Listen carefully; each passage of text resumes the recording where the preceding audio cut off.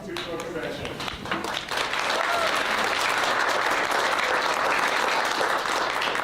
My name is Eric Ellingson. I'm here on behalf of Leadership Montana, and we want to acknowledge the other folks participating across the state: Hellevue, Bozeman, Kalispell, Great Falls, Sydney, and Lewistown.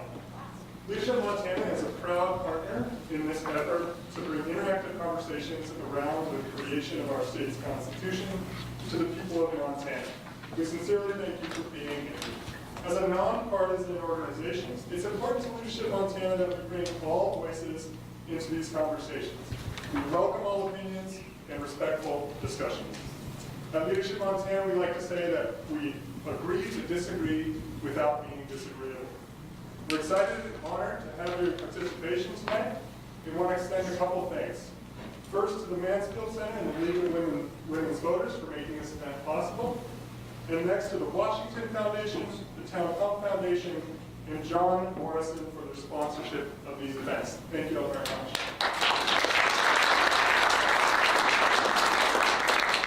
With that, I'd like to turn it over to Dr. Jerry Evans. Well, I'd like to add my welcome to you to this event. I am, like Eric, with Leadership Montana. Eric, you were going to advance the slides? Yeah.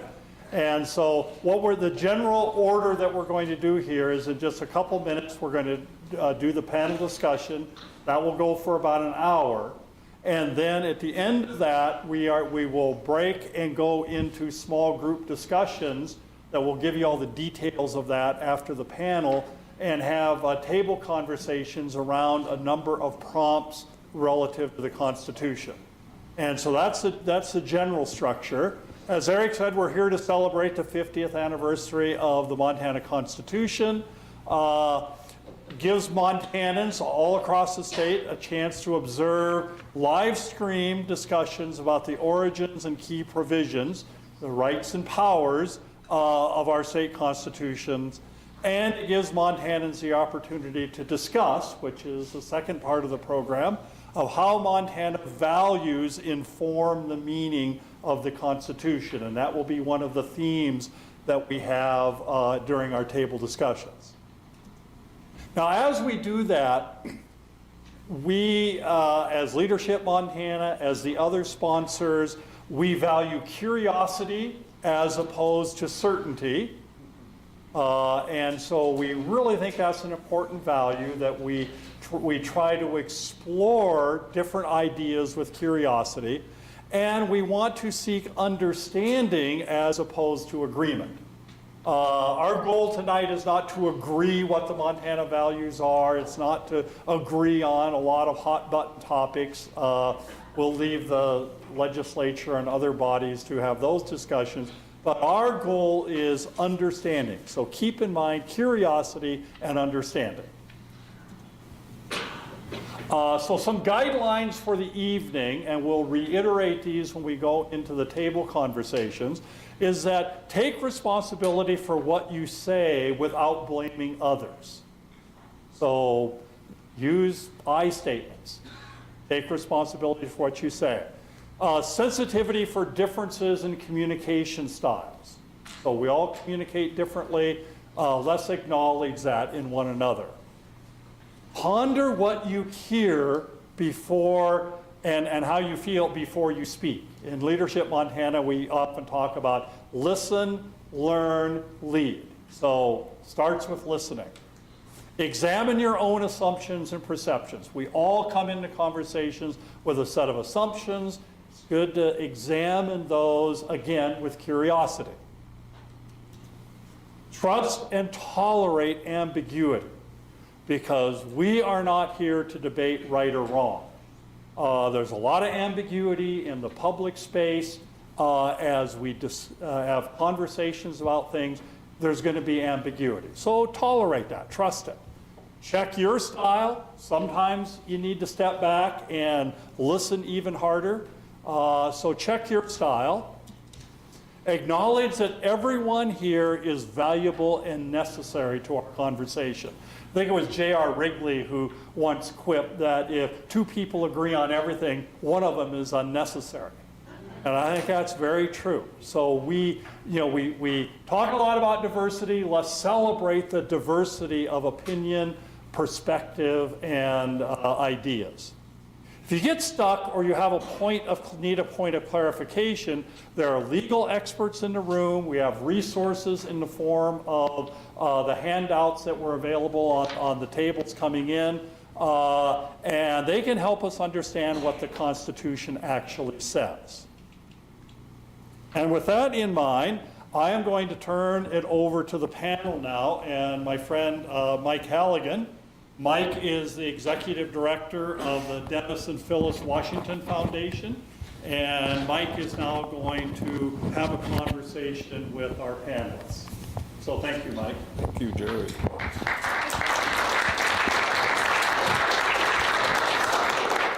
So Eric has provided the thank yous, and Jerry's given us some guidelines and maybe a little bit more too to think about and how we're going to interact.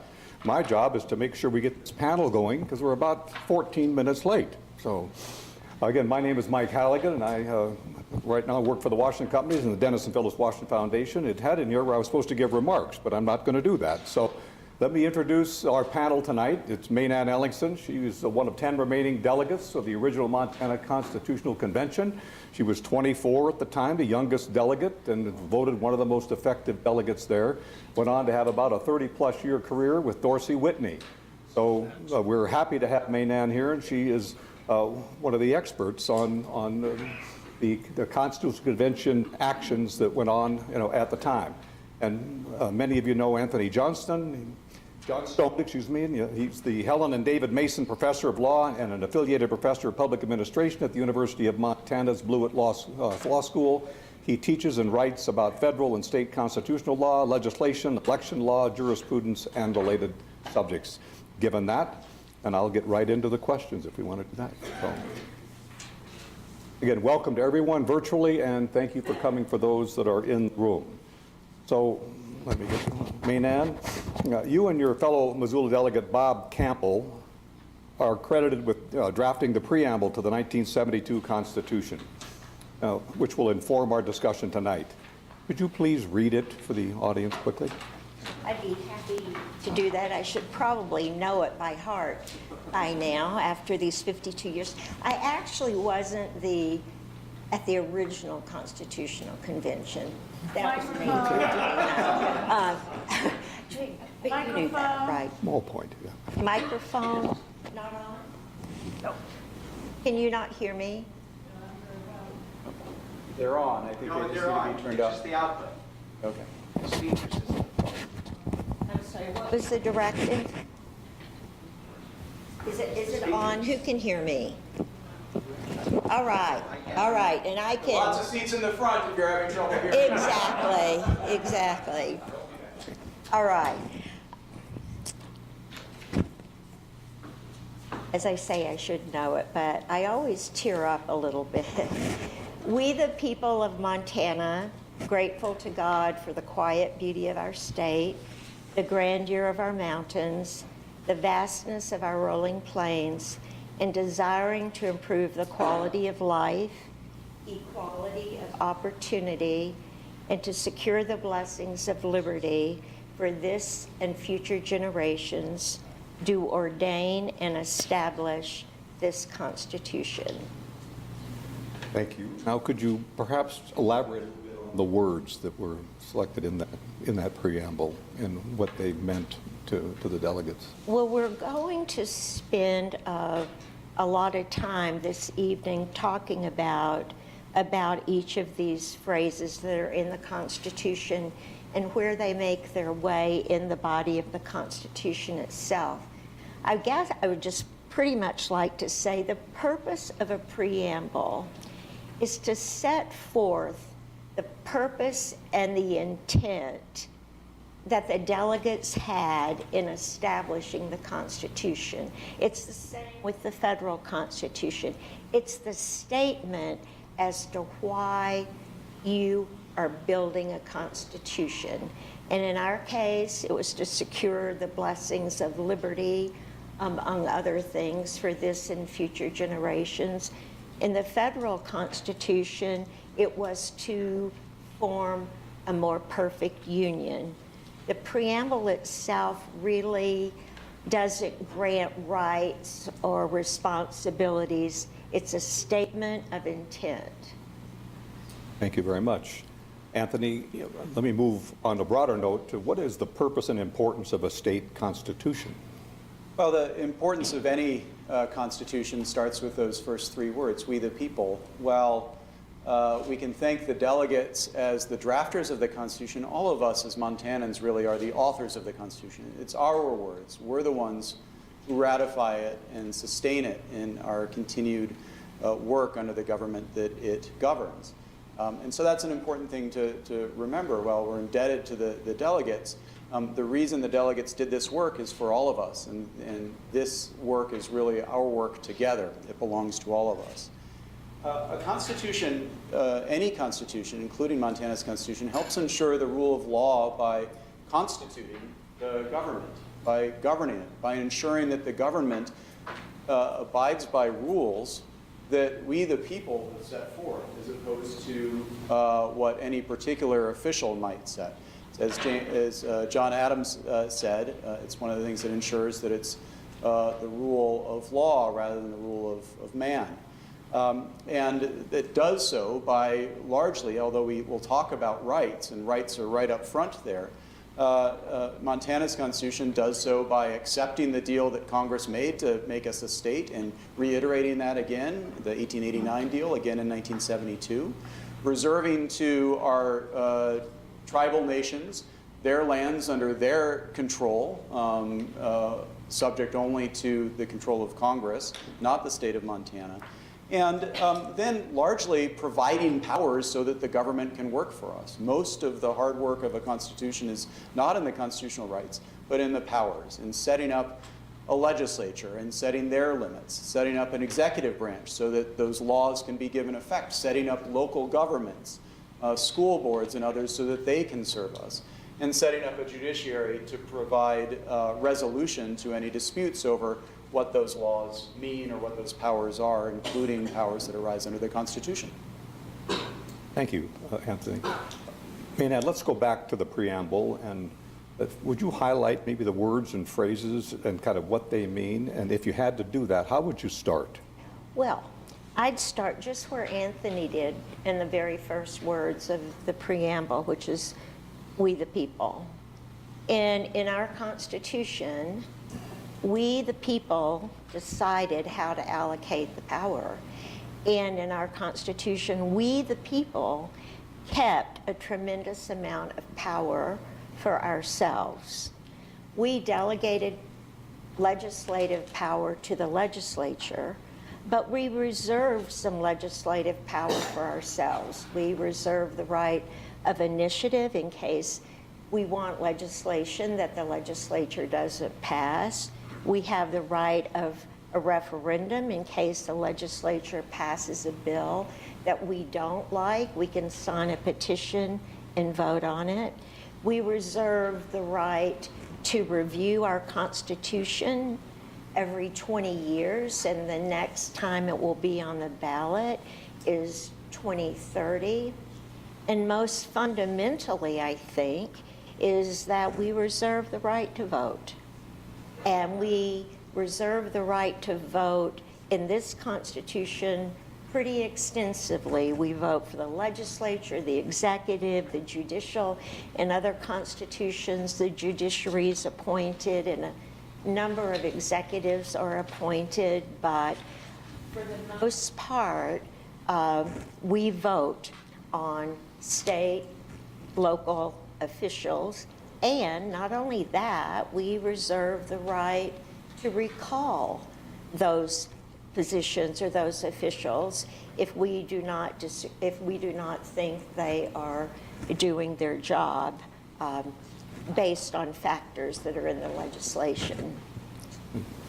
Thank you. Anthony, once the people have given powers to the branches of government, local government, state agencies, school boards, and once officers have been elected, what powers do the people have with respect to the operation of government in Montana? Well, this is an area that really distinguishes Montana's Constitution from most other state constitutions and the federal Constitution. The Constitution, it was not enough as Montanans to simply have control over who goes into government and when they come out of government.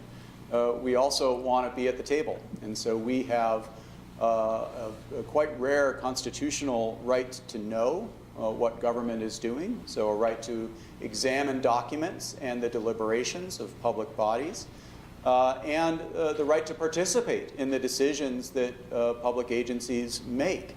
That's obviously subject to rules of reasonableness, but generally in terms of, as Montanans, we have the opportunity to be in the room, either figuratively or literally, wherever any public body, state or local, is doing its work on our behalf.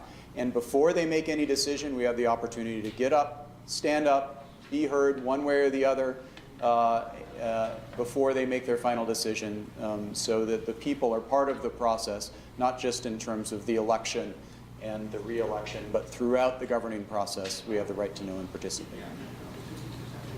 Follow up a little bit. So are there any limitations to that right? I mean, does it apply to the deliberations of the court, juries, party caucuses? Well, it does apply to some of those and not others. It applies to the deliberations of the courts when they're not deliberating on particular cases. The main limitation is a right of individual privacy. And so with respect to students, public employees, other private aspects of information that we have a right to privacy in, the right to know does not extend that far. The right to participate it doesn't extend through all parts of the process. The right to participate is before a final decision. So you don't get to filibuster, in the first 10 minutes of a process that's going to be 6 later meetings. You have to, you get to participate through the end. So there are some limits, and there's some historic limits that the court has understood the Constitution recognizes, such as the deliberation of judicial bodies, the deliberation of juries, certain relationships between lawyers and their clients, etc. But by and large, those are exceptions to the rule of publicity and participation. If I might add, this right to know and the citizens' right to participate was really a hallmark of this Constitution. Prior to our deliberations, the legislature often went into executive session to vote on a bill. No one knew they were meeting. The meeting wasn't necessarily open to the public. They did not do roll call votes on the second reading of the legislature, which is the most important role. And so you really you couldn't find out how your legislators voted on substantive matters.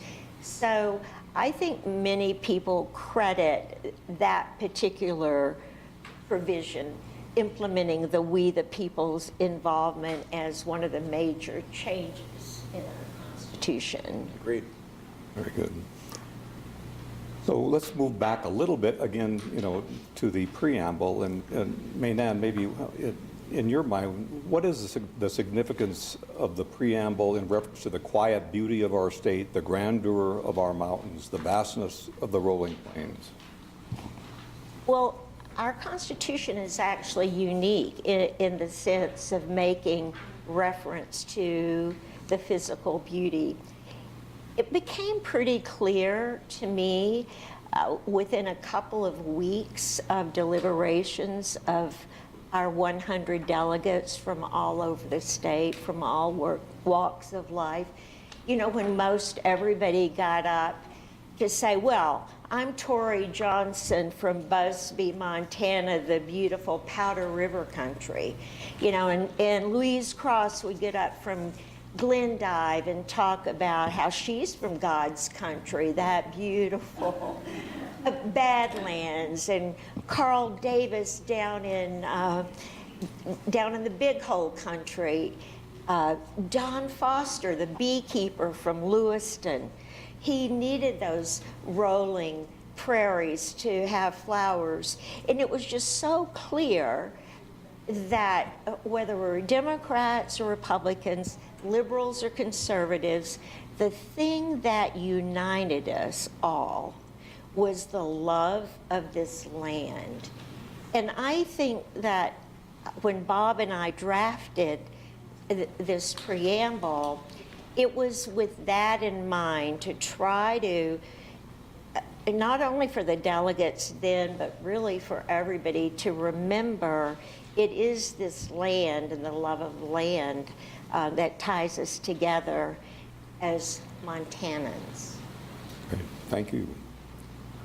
Anthony, the preamble posits as a purpose of creating the Constitution, improving the quality of life. What provisions of the Constitution seek to do that? Well, I'd pick up right where Maynanne left off. All of it, of course, in terms of our lives, our liberties, our well-being. But I think in particular the work that the Constitution does to conserve our natural and cultural resources and provide for example, a clean and healthful environment, provide for again, require the legislature to take action to preserve our cultural heritage, our historical heritage as Montanans, provide for the preservation of the cultural integrity of indigenous people in Montana, Native Americans. So there are all sorts of areas that, even aside from what it does in establishing a framework for government and protecting life, liberty, and property in various ways and allowing us to enjoy and pursue our livelihoods. It also preserves and focuses on sustaining this wonderful place where we're able to live out our lives and enjoy our liberties. Thank you. Staying with that theme, the next stated purpose of the Constitution that is stated in the preamble is to provide equality of opportunity. So how does the Montana Constitution, Maynanne, seek to do that? And maybe we can start with you, and Anthony can join in.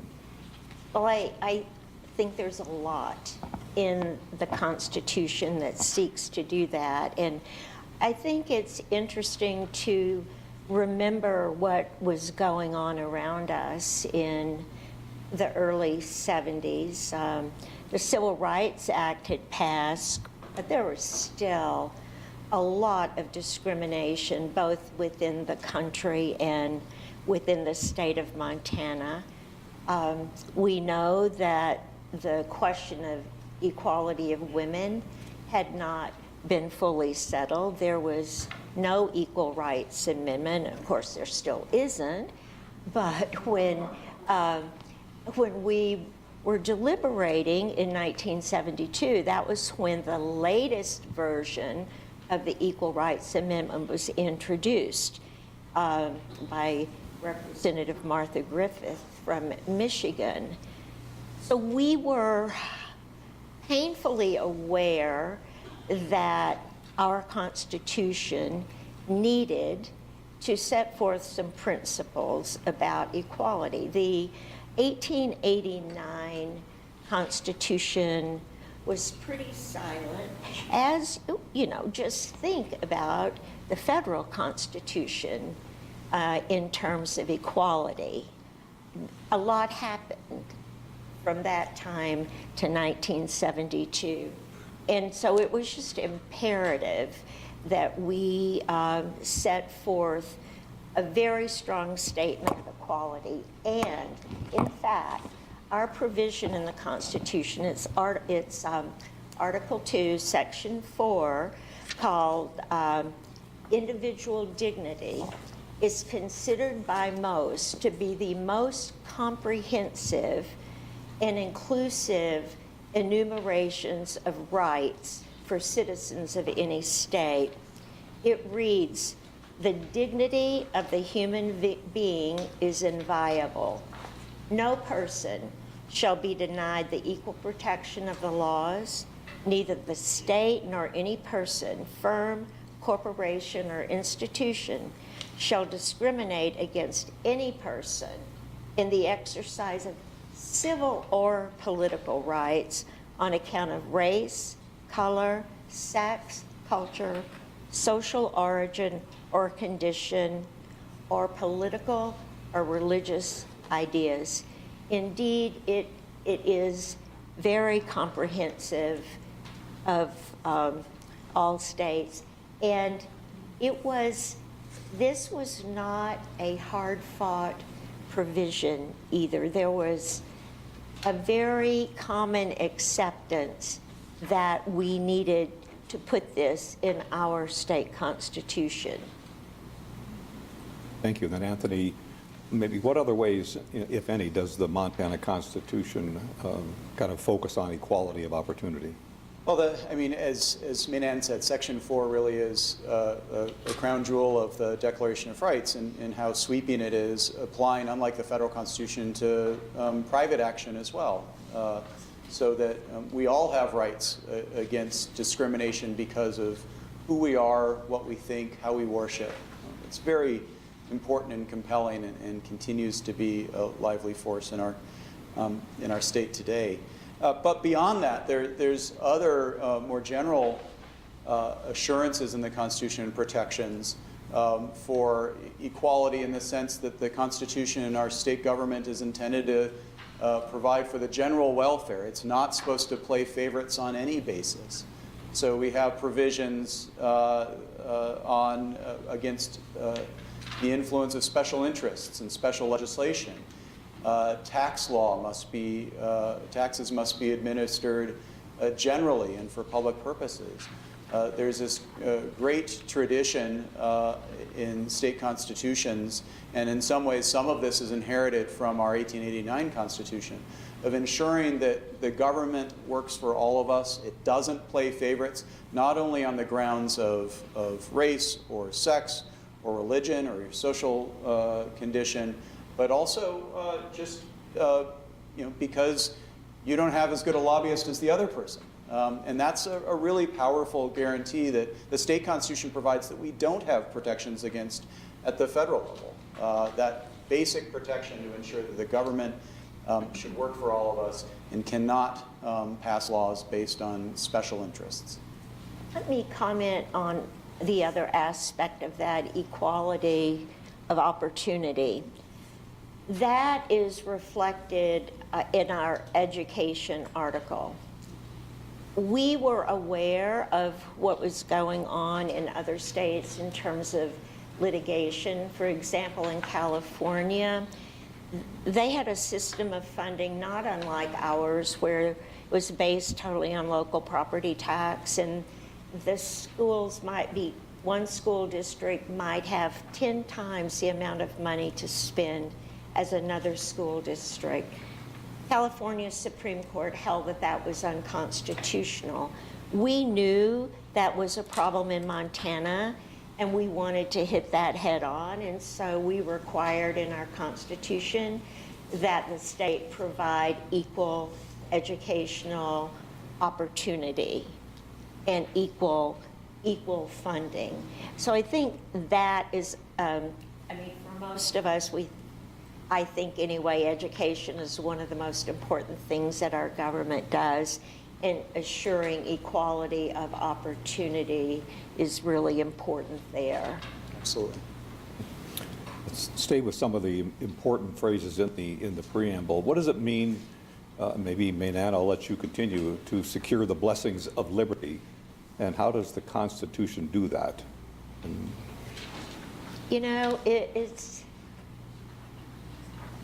know, when we were learning about the American Revolution, it was like, give me liberty or give me death. And, we think we're so far beyond that. But I, remember seeing over this last year lots of, signs wanting liberty back. And so I think there are a lot of ways that this Constitution attempts to secure liberty. But I think maybe it's important to talk about what liberty is, and obviously it's probably going to vary for most people, but the real definition is the state of being free within society from oppressive restrictions imposed by authority on one's way of life or behavior. The state of being free from oppressive restrictions.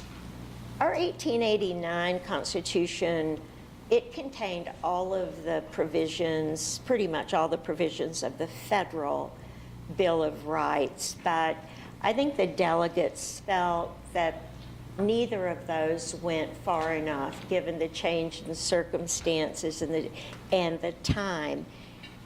So I think one of the best examples of our attempt to create liberty is probably found in our inalienable rights section of the Constitution, which reads, "All persons are born free and have certain inalienable rights.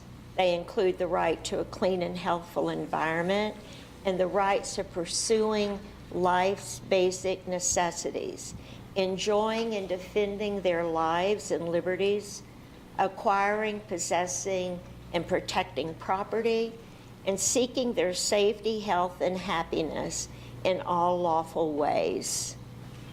Now, one of the things that's interesting about our Constitution is the next sentence in that section that says, in enjoying these rights, all persons recognize corresponding responsibilities. But Anthony, I don't know what you think, but I think that section does a really good job of kind of setting forth what most of us think about liberty, being able to live our lives. Yeah, this is that Section 3 provision of the Declaration of Rights is both old and quite innovative. It's a mix of a natural rights tradition that goes all the way back to John Locke and other political philosophers that was brought here in some of the earliest state constitutions. But for all of the reasons Mainan has talked about, incorporating our values and the particular importance of our land and what matters most to Montanans in terms of both pursuing our livelihoods, but also recognizing our responsibilities. It's all in there, and I think is exactly the place to start. Of course, it's balanced. This particular provision, unlike some other provisions, is balanced, and so you don't have an absolute right to pursue your livelihood if it harms the health and welfare of others. But the courts have been more engaged than we see in some other areas to make sure that when the legislature is going to regulate the way that you pursue your livelihood or regulate the way that we enjoy our clean and healthful environment, that you have to have a good reason for doing so. I think another key component of the notion of liberty is the right of privacy. And, as we all know, probably by reading and staying current, the right of privacy was not written in the United States Constitution, but as early as 1928, the U.S. Supreme Court, or a justice on the U.S. Supreme Court, started recognizing that something like the right of privacy was essential to the notion of liberty. Justice Brandeis wrote, "The makers of our Constitution understood the need to secure conditions favorable to the pursuit of happiness, and the protections guaranteed by this are much broader in scope and include the right to an inviolate personality, parenthesis, the right to be left alone." And I think that right to be left alone is something that a lot of people think about with respect to the right of privacy. And then the courts, the federal court, even without an explicit guarantee of the right of privacy, have kind of used the First Amendment, freedom of thought, this freedom of privacy of home, and the Third Amendment, the privacy of persons and possessions in the Fourth Amendment, and equal protection to weave in and say there is a right of privacy, but we know that that is a matter of court interpretation because it was not explicitly written in the Constitution. And so Montana, we did explicitly write our Constitution to contain a right of privacy. Anything further? Okay. So, Anthony, the Constitution was written for this and future generations. So before we close, let's discuss whether the values of the founding 1972 Constitution serves generations into the future, or have the values inherent in the Constitution changed over the past 50 years? Yeah, well, that's why we're here today to have part of this discussion, and I want to give Maynanne the last word because she was there and she's here. But I'll set it up briefly by noting another special feature of our Constitution. We've had two statewide referenda on the Constitution. It's passed by overwhelming majorities both times for us to keep the Constitution. Another aspect, though, is it's interesting. A big difference between the Montana Constitution and the federal Constitution and all state constitutions is that the U.S. Constitution is really hard to amend. It takes a 2/3 vote out of Congress, and then it takes 38 states to get on board of an amendment. So we haven't seen many of those, right? After the first 10, the Bill of Rights, we've only seen 17 amendments over more than 200 years. Most states, or all states, it really takes just, at least those with a constitutional initiative, it just takes 50% plus one votes to amend the Constitution. So our Constitution continues to be something that we can shape every day. And there are, every 2 years, there are proposals to amend our Constitution, to update it, to change things, to better reflect our values there. And one of the things that is worth noting about the Constitution is that compared to other state constitutions, Montana's Constitution is one of the least amended constitutions. And I like to read into that, perhaps, even accounting for just the fact that it's been with us for just 50 years. Its pace of amendment is one of the lowest in the country. The delegates expressed a worry that the Constitution was going to be too easy to amend and we'd end up having a Constitution that looks like California's, for example, with lots of constitutional amendments that weigh down our government and our freedom to achieve the lives that we want to together. But in general, there are about a little more than 100 initiative amendments that have shown up on the ballot, and we've only passed, depending on how you count, 7 or so initiated amendments. We've passed another 25 or so amendments that have been referred to by the legislature, but only about 30 amendments. Now that's a lot more than the federal Constitution, but when you think about just how flexible the Constitution is, I think it reflects a high degree of satisfaction by Montanans with their Constitution. We have the power to change it if we'd like, and by and large, compared to people in other states, we've left it as it is and continued to sustain it, this great work that we've had largely in the condition it was in 1972. So I think that reflects that we're giving it a pretty good grade. Well, I think so too.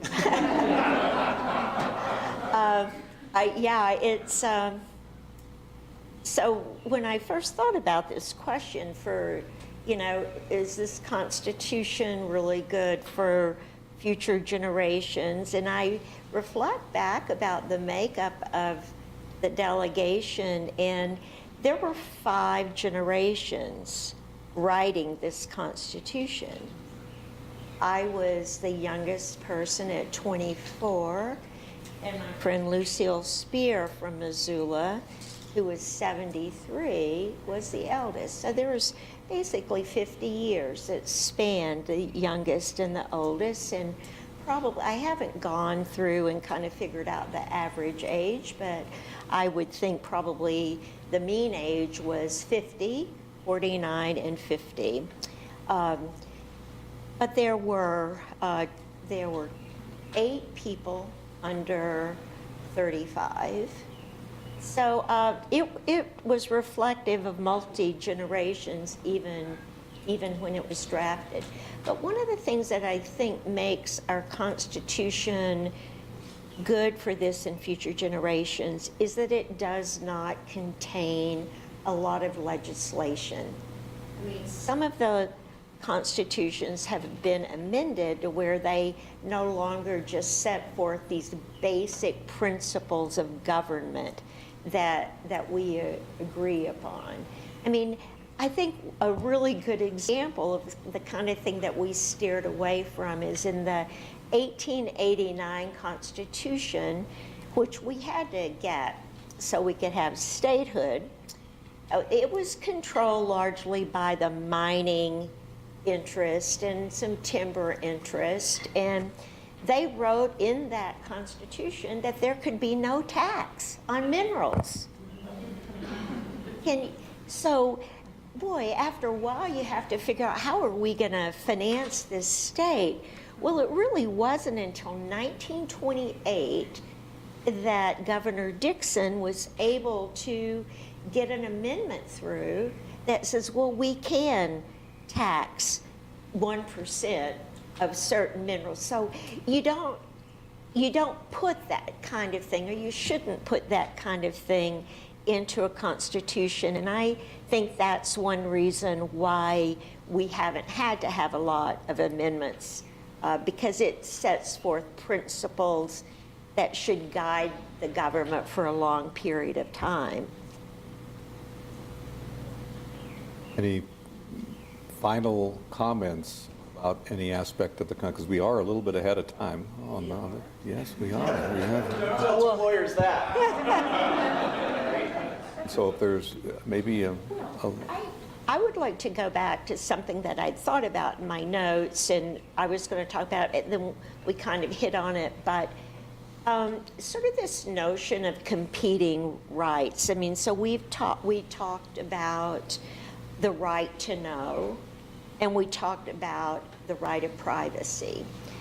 And neither of those rights in and of themselves were controversial at the convention. But taken together, they became quite controversial because the press almost came out against the Constitution because they thought, because the Constitution says that there is a right to know unless the demands of individual privacy exceed disclosure. So they were worried that all these government bodies would say, well, there's a need for privacy here, there's a need for privacy there. And so they were quite alarmed. On the other hand, you know, the right to privacy says that it can't be infringed on unless there is a compelling state interest. So in both of these rights, and I think, Anthony, if we have time, I'd love for you to speak to it, courts and others are always trying to balance these two rights. And there are other examples of where rights have to be balanced. And, you know, school boards have to do it all the time. You know, the press wants to know why the principal was fired. And we used to say, well, it's not the right to know, it's the right to be nosy. But, you know, these people are having to make decisions all the time at these public meetings as to the right to know and balancing the right of privacy. Yeah, I think that, and even where the text doesn't provide for the right of privacy, for example, suggests that it can be overcome by a compelling state interest. Even when you don't have those, we have, for example, a freedom of speech, expression, and press. Well, there might be limits, right? None of these are going to be absolute, but they're going to work through them in terms of as cases come up, as the legislature sorts out particular issues, largely it's the legislature that does most of the balancing in the first instance. Certainly true of the right to know. It's the legislature that is going to weigh those and hear from people in the hearings and say, okay, well, you have the right to know these things, but maybe not these things. The right to participate, you have the right to participate at these stages, but you don't have the right to participate over there. And so really what the Constitution does throughout is start a conversation about our values and how we are going to make our state work, how we're going to live together, how we're going to work together, how we're going to enjoy our lives, liberties, and livelihoods together. And as you look at these, and this is exactly Maynard's point about the legislation, part of what we'll do is have a legislature that will enact specific policies. But the Constitution is there to provide us grounds to have a conversation about whether those policies are really policies that we've embraced through this document. And it's one that continues and that I'm excited to continue tonight. Before we part, I just have to say two more things. One, I met this brilliant man when he was 9 years old. And two, this brilliant man has just published a new textbook on the Montana Constitution in the state constitutional tradition. And so how about giving it up for Anthony Johnstone?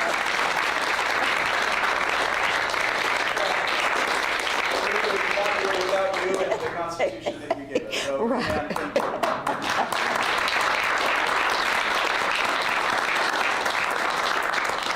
thank you, Mike. And I think as a moderator, I'm going to take a little bit of editorial license to bring up something that has not been mentioned. And as a legislator, it was very important. If you look in the Constitution, I think we're one of the only states in the nation has a requirement that each bill can be only one subject clearly expressed, except the budget. Yes. So I know as the federal government don't have that requirement, it doesn't have that requirement, and so when they come home and there's all this Christmas tree in a bill, they either say, well, I voted for it because XXX. Well, in Montana, you know, how'd you vote on that sales tax? Or how'd you vote on that health care bill? How'd you vote on this specific issue?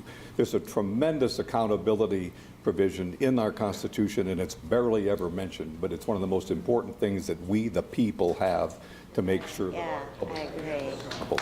Yeah. And also, how about that provision that made you balance the budget every year? Well, on that note, this Doesn't have that either.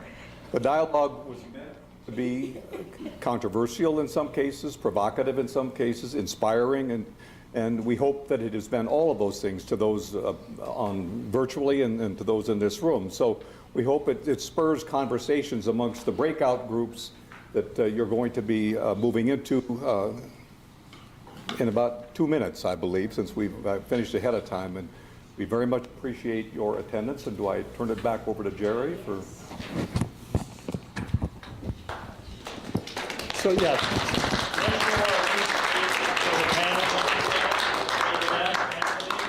Mike, thank you so much for, this very stimulating discussion. I'm sure this has gone on for a long time. But that is why now we have breakout sessions. You know, under the theme of we the people, it's you the people that are here in Missoula and in Helena and Butte and Bozeman and Kalispell and Great Falls and Sydney and Lewistown. You now have an opportunity for the next hour or so to get into your table groups and have an extended conversation about the Constitution. And so we're going to outline how that is going to happen. And we'll go through the slides here, which I think go out to all the sites, and then we'll give specific instructions at each site in terms of the logistics of how we're going to do that. So remember the original guidelines for the session to take responsibility, be sensitive, ponder what you hear and feel, examine your own assumptions, trust and tolerate ambiguity, check your style, acknowledge everybody's valuable. The different idea, as we say in Leadership Montana, you need to invite the stranger and listen to other points of view. And in each of your sites, if you get stuck on something, there will be people there to facilitate that.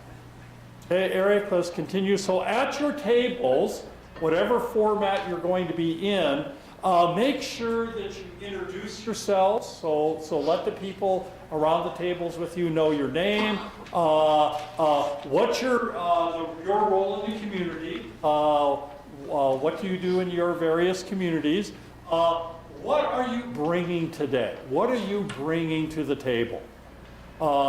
It's this idea of what's your attitude, how are you showing up, what are you bringing, and what do you hope to take away? And so as you gather, keep those things in mind. We have some suggestions for the table conversation. As we heard in the conversation of the live stream, there are certain values that were asserted during the Constitutional Convention in 1972 that inform the language of our current Constitution. And so many of those surrounded key rights and powers of the people of our state, such as the right to privacy, the right to know, the right to participation in our government, the right to dignity, the right to a clean and healthful environment. The most overarching value in the state of Montana is that power is held by the people, hence, we the people. So at your table, here are some prompts for you. What are our current Montana values, and have they evolved in the past 50 years?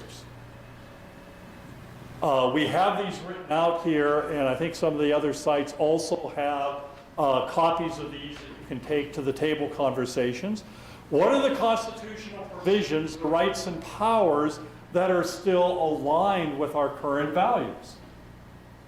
Always have to think about that. This guiding document has been around for 50 years. Is there anything after half a century that we should revisit?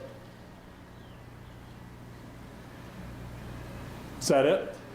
That's it, okay? So we have a number of, now I think that ends the live stream, so I want to acknowledge the folks here at Missoula Community Access Television for providing the live stream, and for Elizabeth, you're with the law school, right? The Mansfield Center for providing the Zoom link for everyone. And again, thank the panelists for getting us started in our conversations.